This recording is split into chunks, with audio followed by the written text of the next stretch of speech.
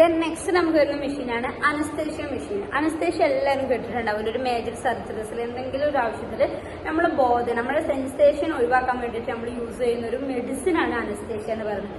ആ ഒരു മെഡിസിൻ കൊടുക്കാൻ വേണ്ടിയിട്ട് നമ്മൾ ഡിപ്പെൻഡ് ചെയ്യുന്ന ഒരു എക്യുപ്മെന്റ് ആണ് ഇത് അനസ്തേഷ്യ മെഷീൻ എന്ന് പറയുന്നത്. ഈ അനസ്തേഷ്യ എന്ന് പറഞ്ഞിട്ടുണ്ടെങ്കിൽ നമ്മൾ പണ്ട് കാലങ്ങളൊക്കെ ഒരാളുടെ ബോധം, അയാളുടെ കോൺഷ്യസ് മൈൻഡ് ആക്കാൻ വേണ്ടിയിട്ട്, അയാളുടെ ഭയങ്കര ഒരു ബോധം, അയാളുടെ സെൻസേഷൻ ഒഴിവാക്കാൻ വേണ്ടിയിട്ട് ആദ്യകാലങ്ങളിൽ പലതരം ലഹരി, ഡ്രഗ്സ് ഒക്കെ ആയിരുന്നു യൂസ് ചെയ്യുന്നത്. പക്ഷെ അത് നമ്മുടെ ഹെൽത്തിന് ഒട്ടും ഓക്കെ അല്ല, ഹെൽത്തിന് ഒട്ടും നല്ലതല്ല എന്ന് മനസ്സിലാക്കിക്കൊണ്ട് പിന്നെ ഇത്തരത്തിലുള്ള മരുന്നുകളിലേക്ക് നമ്മൾ എത്തിപ്പെടുകയായിരുന്നു. അപ്പൊ ഇപ്പൊ നമുക്ക് സിസേറിയൻ കഴിഞ്ഞ ആളുകൾക്ക്, എന്തെങ്കിലും മേജർ സർജറി കഴിഞ്ഞ ആളുകൾക്കൊക്കെ അറിയുണ്ടാവും അല്ലേ, നമുക്ക് ഈ ഒരു അനസ്തേഷ്യ മെഡിസിൻ തന്നിട്ടുണ്ടെങ്കിൽ നമുക്ക് അറിയാൻ പറ്റും എന്തൊക്കെയാണ് നമ്മുടെ ചുറ്റും നടക്കുന്നത്. പക്ഷെ നമ്മൾ അത്ര ഒരു ബോധം മനസ്സിലായിരിക്കില്ല. അങ്ങനെ നമ്മളെ ഒരു സെൻസേഷൻ, നമ്മളൊരു ബോധം നഷ്ടപ്പെടുത്തുക, ബോധരഹിതയാക്കുകയാണ് എന്ത് ചെയ്യുന്നത്, ഈ ഒരു അനസ്തേഷ്യ ചെയ്യുന്നത്.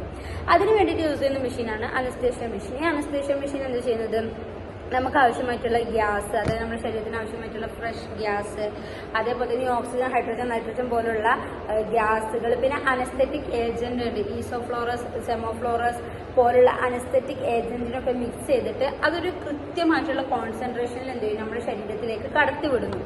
അങ്ങനെ കടത്തിവിട്ടിട്ടുണ്ടെങ്കിൽ നമ്മുടെ ഒരു അനസ്തേഷ്യ, നമ്മളൊരു അപബോധ അവസ്ഥയിലേക്ക് എത്തിക്കുന്നതിന് വേണ്ടിയിട്ടാണ് ഈ ഒരു അനസ്തേഷ്യ മെഷീൻ നമ്മൾ യൂസ് ചെയ്യുന്നത്. അതായത് നമ്മുടെ ഈ ഒരു അനസ്തേഷ്യ മെയിൻറ്റെയിൻ ചെയ്യാൻ വേണ്ടിയിട്ടും അതിനു വേണ്ടിയിട്ട് എന്ത് ചെയ്യുക, ഈ അനസ്തെറ്റിക് ഏജന്റും ഗ്യാസുകളൊക്കെ മിക്സ് ചെയ്തിട്ട് പ്രത്യേക രീതിയിൽ, ഒരു പ്രത്യേക കോൺസെൻട്രേഷനിൽ നമ്മുടെ ശരീരത്തിലേക്ക് കടത്തിവിടുന്ന ഒരു മെഷീനാണ് അനസ്തേഷ്യ മെഷീൻ എന്ന് പറഞ്ഞിട്ടുണ്ടെങ്കിൽ. അനസ്തേഷ്യ മെഷീൻ 3 നമുക്കുള്ളത്: air anaesthesia machine, DC anaesthesia machine, closed anaesthesia machine.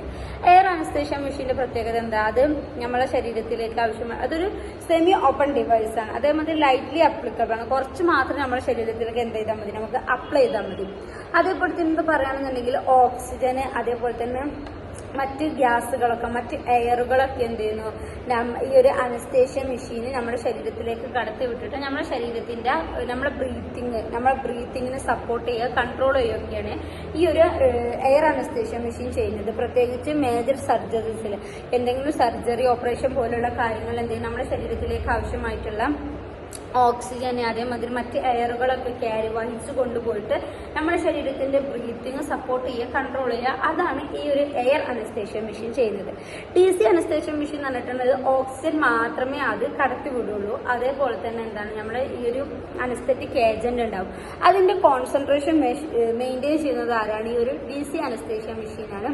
ഈ DC അനസ്തേഷ്യ മെഷീനെ സപ്പോർട്ട് ചെയ്തിട്ട് അതർ എക്യുപ്മെന്റ്സ് എന്തുണ്ടാവും, അതിന് പുറത്തുണ്ടാവും. ഇപ്പം ചിലത് പ്രഷർ കൺട്രോളർ പോലുള്ള ചില മെഷീനുകൾ എന്തുണ്ടാവും, ഈ ഒരു DC അനസ്തേഷ്യ മെഷീന്റെ ഹെൽപ്പറായിട്ട് പുറത്ത് വർക്ക് ചെയ്യുന്നുണ്ടാവും. ദെൻ നമുക്ക് വരുന്നത് ക്ലോസ്ഡ് അനസ്തേഷ്യ മെഷീനാണ്. ക്ലോസ്ഡ് അനസ്തേഷ്യ മെഷീൻ എന്ന് പറഞ്ഞിട്ടുണ്ടെങ്കിൽ ഒരു പേഷ്യന്റിന്റെ ശരീരത്തിലേക്ക് കുറഞ്ഞ ലോ ഫ്ലോയിൽ എന്ത് ചെയ്യാം, ഈ അനസ്തെറ്റിക് ഏജന്റ്, അനസ്തെറ്റിക് മിക്സ്ചറൊക്കെ സപ്ലൈ ചെയ്ത് വിടുക. വളരെ കൺട്രോളായി ചെയ്ത് ഈ ഒരു അനസ്തെറ്റിക് മിക്സ്ചർ ഒരു പേഷ്യന്റിന്റെ ശരീരത്തിലേക്ക് കടത്തി വിടുന്നതിനാണ് നമ്മൾ എന്ത് പറയുക, ക്ലോസ്ഡ് അനസ്തേഷ്യ മെഷീൻ എന്ന് പറയുന്നത്.